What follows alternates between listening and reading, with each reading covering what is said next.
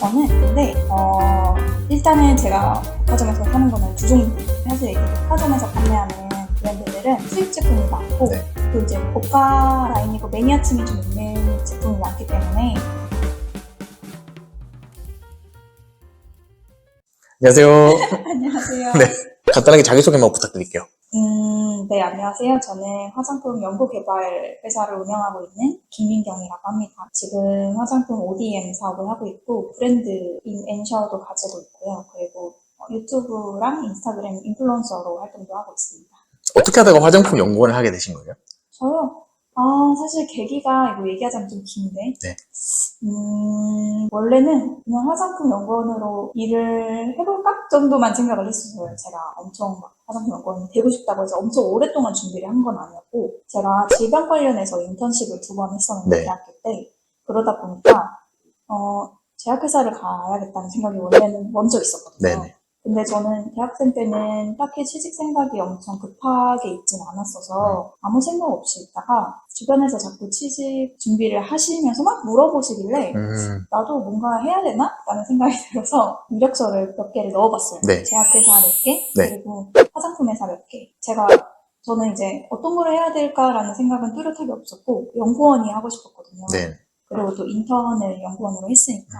근데 제약회사 면접을 보는데 되게 면접 상황에서 기분 나쁜 일들을 많이 당했어요. 질문을 뭔가 기분 나쁘게 하거나 아니면은 이제 의미 없는 가족 관계 같은 거를 3번씩 똑같이 질문을 하고 자기 안 듣고 문자하고 이런 식으로 이제 좀 면접에서 기분 나쁘게 하셨었어요. 그래서 제가 그 면접을 보고 집에 가는데 내가 이런 취급을 당하면서 면접을 봐야 되나? 라는 생각이 약간 드는 거예요. 네. 그래서 아마 회사를 다니게 되면 이런 일을 더 당하게 될 수도 있을 텐데 내가 그렇게 기분 나쁜 일이 생겨도 괜찮을 만한 회사를 다니자라는 생각을 하게 된 거예요.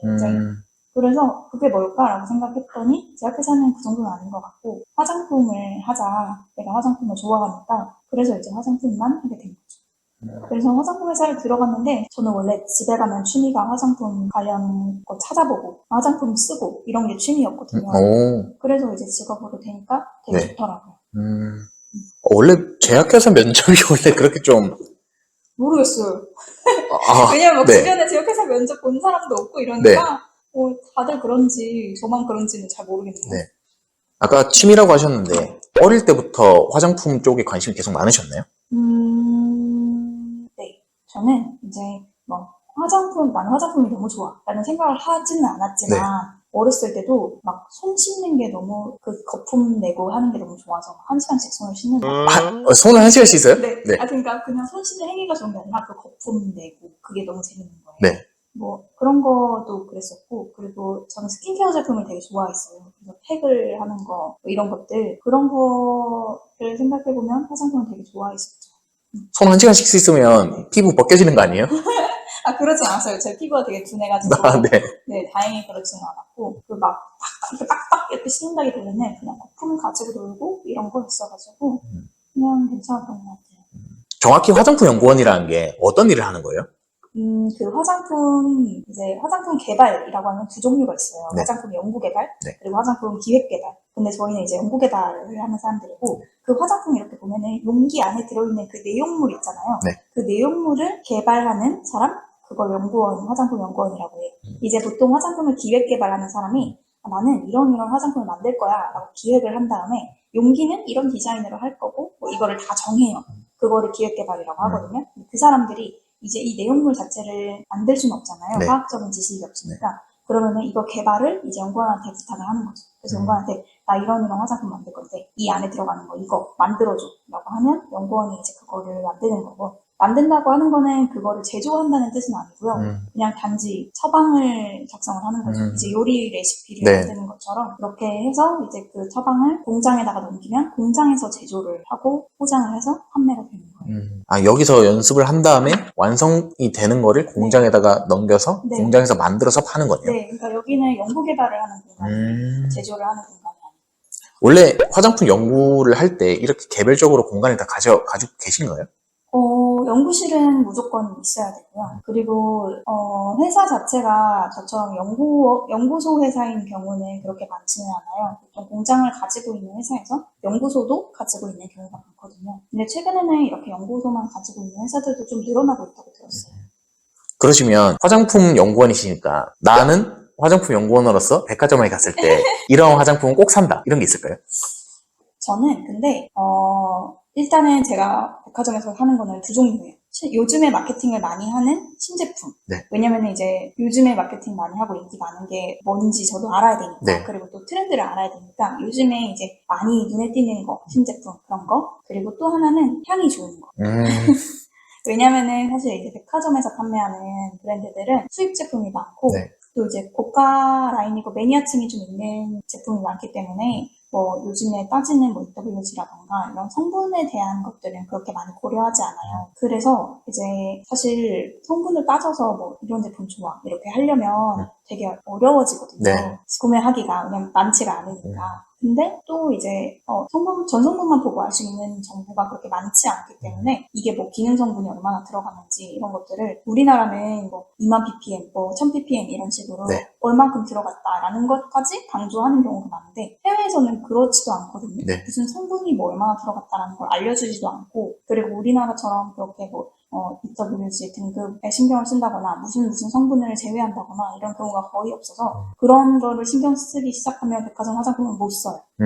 그래서 저는 백화점에서 사는 거는 향이 좋은 화장품. 왜냐면 한국에서 보통 지금 좀 저가 화장품들 중에서 우리는 향기 좋은 뭐 퍼퓸 바디워시 이런 네. 식으로 나오는 제품들이 그런 백화점 퍼퓸 향을 카피한 제품이 많거든요. 네. 그러다 보니까 이제 좀 자기만의 향을 가지고 있는 경우가 그렇게 많진 않아요. 그래서 백화점에서 차라리 사면 약간 거기만의 시그니처 향을 구매할 수가 있는 거죠.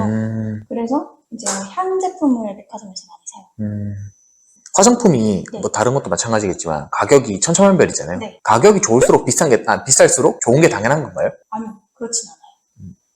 그 가격을 정할 때 가격은 하한가는 있지만 상한가라는 건 사실 없잖아요. 그래서 브랜드 이미지 때문에 가격을 비싸게 정하는 경우도 많거든요. 그러니까 우리는 브랜드 이미지가 고급스러우니까 가격이 이만큼 이렇게 정할 때도 있고 또 아니면 우리 뭐 경쟁사 누구야? 경쟁사 걔네가 뭐 12,000원? 우리도 12,000원 이런 식으로 정하는 곳들도 있어요. 그래서 가격이 좋다고 무조건 좋은 건 아니에요. 그럼 아까랑 반대로 이번에는 나는 백화점에서 이런 제품을 사지 않는다 하는 게 있을까요? 일단 저는 백화점에서는 되게 사용감이 좋은 화장품을 사고 싶다. 네. 내가 발랐을 때 기분이 좋은 화장품을 사고 싶다. 그러면은 백화점에서 사요. 왜냐면 용기도 예쁘고 향도 좋고 사용감도 되게 좋거든요. 근데 뭔가 내가 진짜 피부 고민이 뭐가 있어서 그거를 개선할 수 있는 화장품을 사고 싶다. 그러면 백화점에서 잘 안 사요. 아, 그리고 어디서 사요? 저요? 네. 인터넷에서. 인터넷으로? 성분 보면서? 네. 그 연구원이시니까 네. 다 아니까. 네. 일반 분들은 그러면 어떻게 사야 될까요, 그거를? 성분을 잘 볼 줄 모를 텐데. 그쵸. 네. 전성분 보지 마세요. 그냥 리뷰 좋은 거? 댓글 많고, 별점 많고. 리뷰 각자. 왜냐면 이제 보통 사람들이 뭐 EWG 크림이니까 좋아. 무슨 추출물이 많이 들어가 있으니까 좋아. 이렇게 판단을 하시잖아요. 네. 근데 그거는 완전 다 가짜거든요. 그래요? 네. 네. 그러니까 예를 들어서 뭐 무슨 추출물이 많다라고 하잖아요. 네. 근데 그 추출물도 추출물끼리 그레이드가 다 있고 네. 그래서 각자 가격도 천차만별이고 효과도 있는 것도 있고 없는 추출물 없는 것도 있어요. 네. 그러니까 똑같은 이름이어도. 근데 그걸 쓰는 사람들은 모르잖아요. 네. 전성분의 이름이 똑같으니까. 근데 연구원들도 물론 몰라요. 왜냐면은 어떤 원료를 썼는지는 저희가 알 수 없으니까. 아, 네. 그러니까 연구원들도 자기가 만든 것만 네. 알 수 있는 거죠. 네. 근데 대신에 이제 무슨 컴플렉스 원료나 이런 것들을 유명한 게 있어요. 네. 근데 그것들이 이제 만약에 제가 아는 원료인데 그 원료명을 그대로 상세 페이지에 실어놓는 경우가 있거든요. 네. 우리는 무슨 원료 뭐 3% 이런 식으로 네. 제가 그 원료가 뭔지 알고 그리고 그게 몇 % 들어갔을 때 효과가 있는지 아니까 그런 거를 찾아 쓰는 거죠, 저희는. 그럼 원료를 그렇게 상세하게 적어둔 곳은 자신감이 있다는 건가요? 제품에?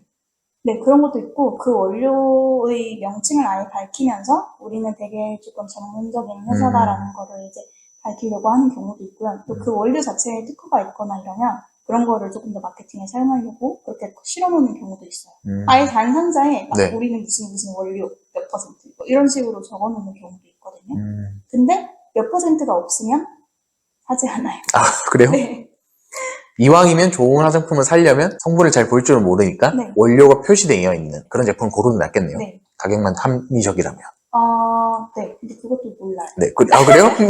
네. 왜냐면 그 네. 원료마다 추천 함량이 다 다르거든요. 네. 네. 근데 어떤 것들은 0.1%만 들어가도 좋은 게 있고, 어떤 원료는 3% 들어가야 좋은 게 있는데, 3% 들어가야 좋은 원료를 0.1% 넣어놓고, 네. 막 1000ppm 이렇게 하면 네. 그건 좋은 게 아니잖아요. 네. 그러니까 사실은 소비자들이 알게 하겠죠.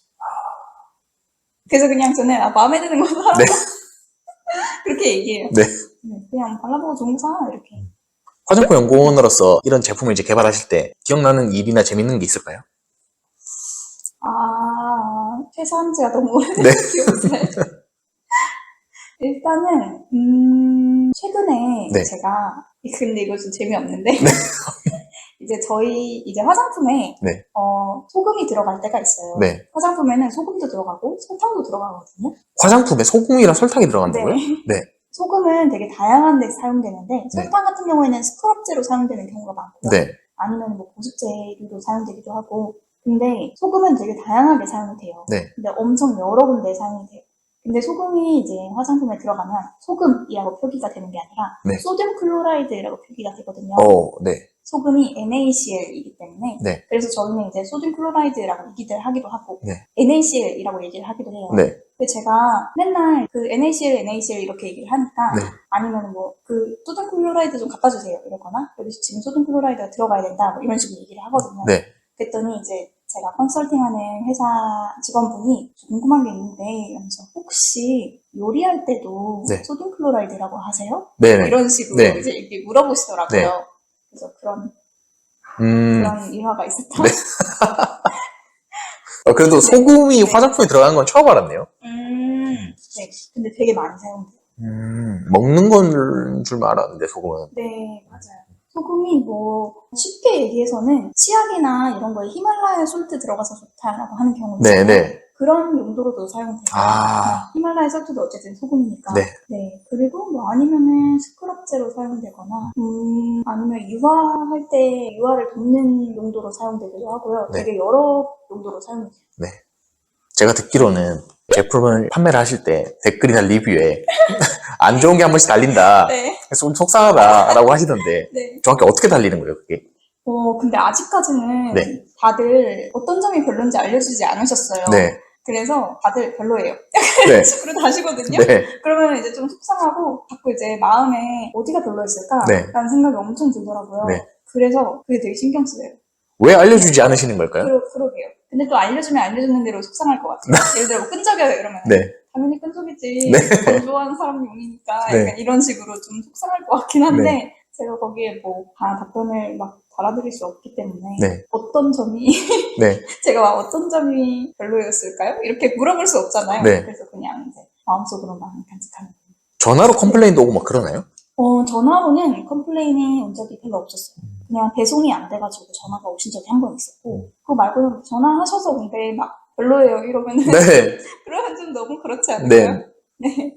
조금 무섭겠네요. 네. 전화 오셔서 이거 왜 이렇게 네. 별로예요? 이러면은 네. 제가 모르겠어요. 차라리 그게 나을 것 같기도 하고 왜냐면 이제 네. 제가 말로 설명을 드릴 수가 있으니까 네. 그렇지만 모르겠네요. 댓글이나 그냥 별 내용 없는 리뷰보다는 차라리 전화가 낫다. 네. 네. 아니요. 누가 전화하면 안 되겠다.